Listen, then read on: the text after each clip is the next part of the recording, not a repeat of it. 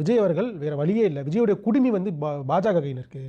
அவர் வந்து எந்த மறுப்பும் இல்லாமல் அதிமுக பாஜக கூட்டணிக்குள்ள போடுறது தான் ஒரே பாயிண்ட்டுங்க அப்படிங்கிற மாதிரி விஷயங்கள் சொல்கிறாங்க. ஆனால் இதை வந்து கூட்டணியோடு முடிச்சு போடுறாங்களே, அது மிக மிக தவறானது நம்ம சொல்கிறோம். தமிழக முதலமைச்சர் அவர்களே அசம்பிளிலுமே அதை சொல்லியிருந்தார். எடப்பாடி அவர்கள் வந்து கூட்டணி வைக்க எதுவும் நான் மீண்டும் நான் சொல்கிறேன், இந்த கட்சியில் நான் வந்து பொறுப்பில் இருக்கேன். நான் சொல்கிறேன், அண்ணன் விஜய் அவர்களின் தலைமையில் தான் கூட்டணி, தமிழக வெற்றி கழகத்தின் தலைமையில் தான் கூட்டணி.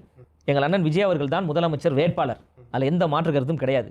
கொள்கை எதிரி பிஜேபி, அதில் எந்த மாற்று கருத்தும் கிடையாது. அரசியல் எதிரி திமுக, எந்த மாற்று கருத்தும் கிடையாது. பிஜேபி என்பது பாசிசம், எந்த இடத்துலையும் மாற்று கருத்தே கிடையாது. அதில் நாங்கள் மிக தெளிவாக இருக்கிறோம். நான் எதுங்க கூட்டணிக்கு போனோம்? எங்கள் அண்ணன் விஜய் அவர்களுடைய தலைமை ஏற்று கூட்டணிக்கு வருவார்கள். அதற்கு உண்டான வேலைப்பாடுகள் நடந்து கொண்டிருக்கு.